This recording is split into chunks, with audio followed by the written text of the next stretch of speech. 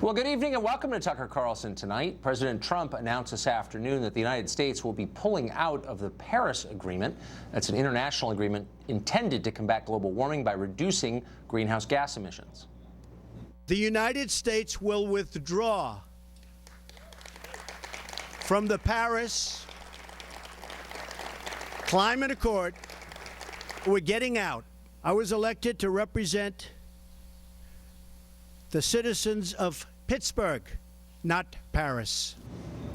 Wow, that did it. The left immediately became hysterical, even more than usual. Keep in mind that this was a non-binding, unenforceable agreement whose effects, even if every nation involved followed the agreement to the letter, cannot be known with any precision. It doesn't matter. The world just ended, literally, as they say. Billionaire Democratic donor Tom Steyer described Trump's decision as, quote, assault and battery on the future of the American people. CNN warned its viewers to expect mass extinctions, flooding in the streets of New York City, the physical annihilation of the Marshall Islands. The ACLU, meanwhile, somehow concluded that leaving the agreement was, and this is a quote, a massive step back for racial justice and an assault on communities of color. Didn't explain how. And then there was cable news. My gosh, the long faces, the grave intonations, the florid and outraged proclamations. It was like somebody died, millions of them, actually. On a sunny day in the Rose Garden, what could be defined and construed as a dark speech. This will be the day that the United States resigned as the leader of the free world. I have such rage and sadness. We just watched a dangerous little man give a very, very scary speech. One of the most bleak depictions of America's role in the world as environmental partners. So he is not helping the forgotten American. He is hurting them. Their kids will have worse asthma in the summer. The president who talked about putting America first has now put America last. Well, we're no longer obviously talking about science here. What you're watching is a priesthood defending its faith. The essence of science, meanwhile, is skepticism that's relentlessly testing what you think you know to make certain you actually know it. The people who ran the space program didn't know everything, and they knew it. That's not happening here. It's not allowed. Press for explanations as to what they're talking about, and you're attacked as immoral, a denier. The matter is settled. Every word immutable and holy. Questions equal apostasy. Shut up and believe. The irony is that almost none of the religious figures you saw sermonizing on television today actually know much about the Paris Agreement beyond the bullet points they've been handed by their producers 10 minutes before. What's in it? Do they have any idea? And if so, why haven't they told us till now? Before today, most of the people you just saw spent far more time yammering about Clockboy and transgender bathrooms than about climate accords. So what is in the agreement? Well, there are a lot of things in the agreement, and a few of them are worth knowing. First, if the U.S. were to stick with this accord, we'd be pledging to cut our greenhouse gas production by at least 26% below the levels it was in 2005. That's a big reduction, and it's not expected of China, India, or other huge polluting countries who, by the way, happen to be our chief economic rivals. Under the Paris Agreement, rich nations like the United States agree to send $100 billion to poorer countries every year starting in 2020 to aid with their transition to green energy. President Obama pledged $3 billion to this fund. China, meanwhile, has not pledged a cent, the world's biggest polluter. In fact, China is likely to receive some of this money. Keep in mind the Chinese economy is predicted to overtake our economy in less than a year from right now, but somehow we ought to subsidize their energy production? That is lunacy. It's masochism. You've already guessed how we're supposed to pay for all of this, higher energy costs here. Americans would pay more for gas, more for electricity, more in taxes, all in the name of meeting obligations that other countries don't have to meet. If you want to know how all of this might end, look across the Atlantic. European electricity, and some people actually care what it costs, there costs 3 times as much as it does here, and the prices are rising faster there as well.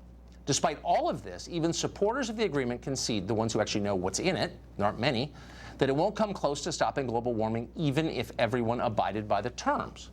Now, there are counter-arguments to this, of course, in favor of the treaty. There always are, and some of them are legitimate. That's the point. This is a debate. It's a big deal. A lot is at stake for Americans who, by and large, know nothing of the details. Shouldn't Congress have a chance to debate this and vote on it like they're supposed to? Actually, they already had that chance. It came in 2009. President Obama had a Democratic House and a Senate supermajority that year. The people now telling you that global warming is an existential threat to the world, that everyone will die if we don't get a handle on it, had more power at that moment than at any time since the New Deal in the 30s. And they could have done something about global warming, openly and democratically. Did they? No. They focused on passing the stimulus package, Obamacare, Dodd-Frank. Well, since that year, American voters have consistently elected majorities for whom global warming is not a priority. Because outside of affluent pockets and a relatively small number of zip codes, global warming itself is not a top priority for the American public, not even close. Maybe it should be, but it's not. And that's how democracy works. The public gets to decide what is most important. Now, the people in charge disagree with it. They don't care what voters think. They lost interest in democracy a long time ago, and they're no longer hiding that fact. They don't believe you should be consulted before they change your life forever, and mostly they don't bother to consult you. Except today, for once they didn't get their way, and of course they're hysterical about it. Maybe now they'll have to make a real argument on behalf of what they believe before imposing it by force on you. And that's the way the system is supposed to work. Philip Levine is part of the system. He is a former Hillary Clinton surrogate. He's the mayor of Palm Beach, and he joins us tonight. Mr. Mayor, thanks for coming on. Thank you. Miami Beach, Tucker. Miami Beach. Oh, did I say Palm Beach? You said Palm Beach, and I love Palm Beach, but Miami Beach is where it's at. I have Mar-a-Lago on the mind. Excuse me. So, you mean that new water park in the future? So look, you're concerned about rising sea levels. I'm not here to argue that's not a concern, or the details of climate science, because I'm agnostic about it. I'm just wondering how this specific agreement, sending $3 billion a year to countries like India and China, who don't have to lower their emissions rates, is going to fix the global warming problem in Miami Beach.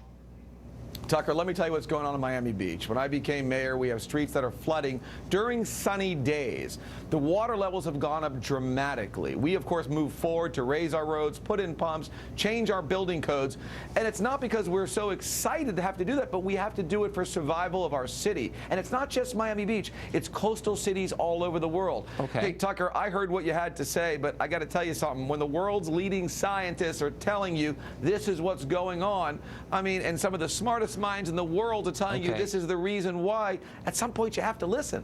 Yeah, you're actually dodging my question completely, and I'm not denying the existence of sea level rise. I'm merely asking a very specific policy question, because this is about policies. How will the terms of the Paris Agreement, specifically handing $3 billion a year to India and China, which do not have to lower their emissions in the rest of this generation, how will that help what's going on in Miami Beach, the things you just described? Tucker, the bottom line is, as the world is getting too hot and too warm, the oceans are rising, and that's affecting Miami Beach, and it's affecting all coastal cities. We must cool the globe down. I can't let you dodge it again, okay? Because at the end, specifics make the difference. It is dodging, and I'm asking you about a very specific agreement that you and everyone else on the left is beating their chests about, and Trump is destroying the world. Okay, fine, I'm open-minded. Tell me how that specific agreement and the financial arrangements in it will help the problems you describe.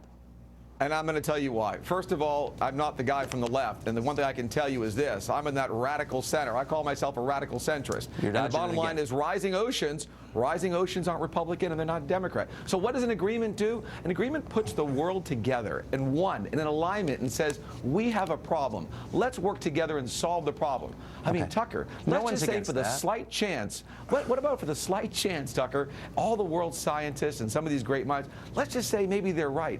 If they are, maybe it's a good idea if we do something about it. So what you're saying is you're not bothering. Hold on. What you're saying, you're describing religious faith. You're saying, I don't have to bother to learn any of the details about a very specific agreement that we're all mad about today, because there are people whose names I don't know who think it's a good idea. And my question to you is, why wouldn't the average person say, hey, I'm open-minded, but like, why don't you give me some specifics and tell me more, win me over, don't force me to participate, explain it to me. It's a democracy after all, right? Isn't it?